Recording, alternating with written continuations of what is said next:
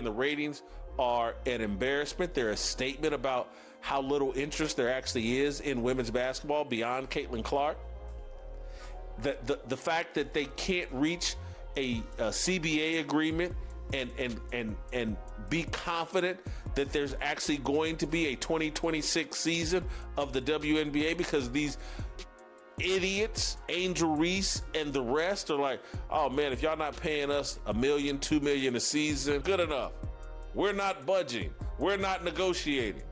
The entire season is up for grabs.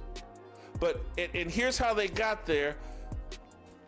This group of women, delusional, allowed Napheesa Collier, whose husband and her and Breanna Stewart have started a rival league to the WNBA. They've allowed them to be the leaders of their negotiation for a new CBA agreement, collective bargaining agreement. Those aren't just disappointing numbers, they're a death sentence. And they expose the uncomfortable truth the WNBA establishment refuses to acknowledge. Without Caitlin Clark, nobody's watching. But here's where this story takes a turn from disappointing to absolutely catastrophic. The same players who rode Clark's coattails to bigger paychecks, sold-out arenas, and unprecedented media attention are now threatening to blow up the entire 2026 season. And the reason?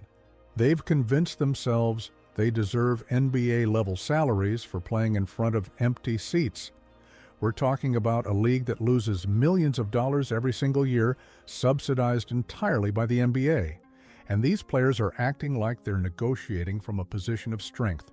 But here's the detail that makes this situation not just bad, but genuinely insane. The person leading these contract negotiations isn't some neutral union representative looking out for the league's best interests. It's Napheesa Collier. And if that name sounds familiar, it should, because Collier and her business partner, Breanna Stewart, just launched their own rival league called Unrivaled. Let me say that again so it sinks in. The people negotiating the WNBA's future are the same people who started a competing league designed to replace the WNBA. This would be like letting LeBron James negotiate the NBA's collective bargaining agreement while he's simultaneously launching his own basketball league to compete with the NBA. It's not just a conflict of interest, it's sabotage dressed up as player empowerment. If you believe the story behind the story matters, if you think someone needs to connect these dots that the mainstream sports media refuses to touch, smash that like button.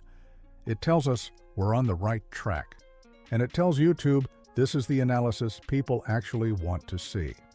So let's break down exactly what's happening here, because the surface narrative about salary negotiations completely misses the real story. The WNBA has offered these players 7-figure contracts. 7 figures for playing 40 games in a league that operates at a massive loss. Not 40 games as a warm-up for playoffs, 40 games total. And the response from players like Angel Reese? Not good enough. We're not negotiating. We're not budging. The entire season is now in jeopardy because they think they're entitled to superstar money, regardless of what the actual business can support. Now, you might be thinking, okay, tough negotiations. Players want more money. That happens in every sport. But here's where it gets truly bizarre. Many of you noticed this weeks ago when Napheesa Collier started making public statements criticizing WNBA Commissioner Cathy Engelbert. You were onto something when you caught the timing of those criticisms. Because Collier wasn't just speaking as a concerned player, she was speaking as someone whose husband literally runs a rival league. Think about what we just heard. Napheesa Collier, whose husband runs Unrivaled, a direct competitor to the WNBA, is leading the collective bargaining negotiations for WNBA players.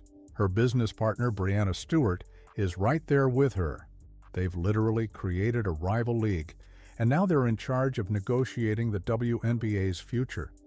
The same people who have a financial incentive to see the WNBA fail are the ones deciding whether there will even be a 2026 season.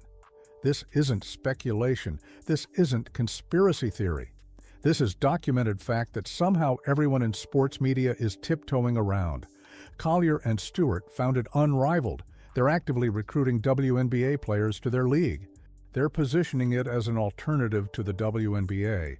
And simultaneously, they're leading the negotiations that could shut down the WNBA entirely. The conflict of interest is so blatant, so obvious, that you'd think someone in the WNBA Players Association would have said, hey, maybe the people running a competing league shouldn't be in charge of our union negotiations. But that's not what happened. Instead, the other players rallied around them. They applauded when Collier held a press conference attacking Commissioner Engelbert.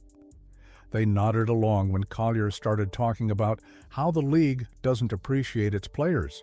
They bought into the rhetoric completely, apparently never stopping to ask why someone with a competing business would be giving them advice about their current business.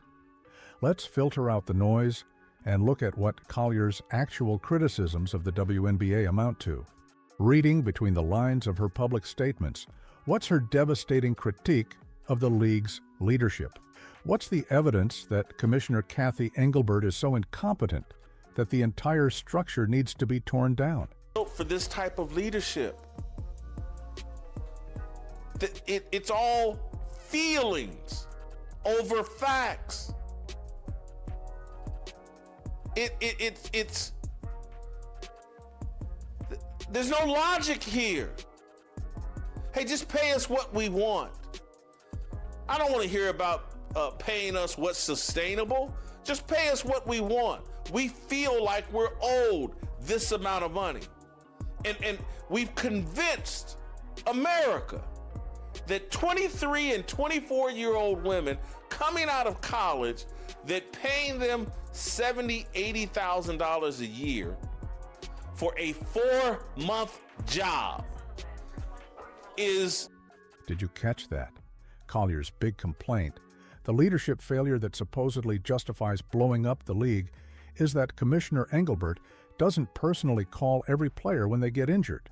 That's it. Not that the league is mismanaged, not that the business strategy is flawed, not that there's corruption or incompetence at the organizational level. The criticism is that the commissioner doesn't send enough get-well-soon text messages. Meanwhile, Collier praises her husband, who runs a league that drew 30,000 viewers for its championship game, as a visionary leader, because he does reach out to players when they're injured. 30,000 viewers for a championship game, featuring the WNBA's supposedly biggest stars. That's not a television audience, that's a rounding error. That's barely more people than attend a single regular season WNBA game in person. And this is the leadership that Collier is holding up as the model the WNBA should follow. Not results, not revenue, not actually building a sustainable business, just feelings, just making players feel appreciated, regardless of whether the underlying economics make any sense whatsoever. This is feelings over facts. This is emotion over economics. And it's exactly why women's sports keep stumbling, even when they're handed golden opportunities on a silver platter. Because when you prioritize how players feel about their compensation over what the business can actually afford to pay, you're not building for long-term success. You're building toward inevitable collapse. And here's what makes this even more frustrating for those of us who actually want to see women's basketball succeed. The WNBA just had its best season in history. Caitlin Clark brought unprecedented attention to the league. Record viewership, sold-out arenas, mainstream media coverage that women's basketball has never experienced before. The momentum was there. The opportunity was there. Everything was aligned for the league to capitalize on this moment and build something genuinely sustainable. Instead, what happened? Jealous players attacked their biggest star. Racial grievance politics dominated the narrative. The league allowed this toxic environment to fester. And now, union leaders with direct conflicts of interest are torpedoing contract negotiations, putting the entire 2026 season in jeopardy. Connecting the dots reveals a pattern here. When Caitlin Clark was getting physically targeted on the court, when veterans were making it clear they resented her popularity, when the racial undertones of the attacks became impossible to ignore, who defended her? Not the players' union, not the league leadership, not Napheesa Collier or Breanna Stewart, or any of these supposed advocates for women's basketball. The people now demanding respect and fair treatment stayed silent when their biggest asset was being torn down by jealousy and resentment. And that silence wasn't an accident, because defending Caitlin Clark would have required acknowledging an uncomfortable reality, that she matters more to the league's success than anyone else, that her presence drives viewership in a way that no other player can, that the WNBA's future depends far more on keeping Caitlin Clark happy than on appeasing players who think they deserve NBA money for playing in front of 5,000 fans. Now, let me ask you something, and drop your thoughts in the comments because I genuinely want to know what you think. Do you believe the WNBA would be in this position if the players had embraced Caitlin Clark instead of resenting her? If they'd recognized that a rising tide lifts all boats, that her success was their success? Because I'd argue we wouldn't be talking about a potential work stoppage if the league had capitalized on the Clark momentum instead of letting jealousy poison the well. And here's where the economic reality becomes impossible to ignore. These players are demanding salaries that would require the WNBA to generate 10 times its current revenue to justify. They're acting like they have leverage when the Unrivaled championship ratings proved they have almost none. 30,000 viewers is not a negotiating position. It's evidence that without the WNBA infrastructure, without the NBA subsidy, without the Caitlin Clark effect, these players have virtually no marketability at all. Let's talk about what these players are actually being offered, because the narrative that they're being exploited doesn't match reality. $70,000 to $80,000 for a 4-month job as a rookie straight out of college, plus housing, plus travel, plus benefits, plus the ability to play overseas in the off-season and make additional income. For most Americans with college degrees, that would be a dream starting salary. And these players are getting it to play basketball in a league that operates at a massive loss. The comparison to men's sports is deliberately misleading, and many of you have been saying this for weeks. NBA rookies make millions because the NBA generates billions in revenue. The WNBA loses money. It's subsidized entirely by the NBA. Every single dollar these players earn is, by definition, charity. Whether they want to admit it or not, the league doesn't turn a profit. It can't sustain itself. It exists because the NBA has decided, out of goodwill and a genuine desire to grow women's basketball, to keep funding it. But that subsidy isn't unlimited. And if players force a work stoppage, if they demonstrate that no amount of financial support will ever be enough to satisfy their demands, the NBA has every right to walk away, to let the league stand on its own, which realistically means letting it collapse. Because here's what these players don't seem to understand. Fan loyalty in women's basketball is fragile. It's not generational like the NBA. It's not embedded in American culture the way men's basketball is. People tuned in this season for Caitlin Clark specifically, not for the WNBA generally, not for Angel Reese or Aja Wilson or any of the other players demanding superstar money. They tuned in to watch Caitlin Clark, and when she wasn't playing, the ratings collapsed. We saw this in real time. Games featuring Clark drew millions of viewers. Games without her barely registered. The Fever's playoff games after Clark's season ended saw viewership drop by 70%. And if there's no 2026 season, those casual fans aren't coming back. They'll move on to something else. They'll find other entertainment, and the league will be left with the tiny core audience that was there before Clark arrived, which, based on the Unrivaled ratings, is approximately 30,000 people. That's not a viable business. That's not a professional league. That's a hobby subsidized by people who can afford to lose money indefinitely.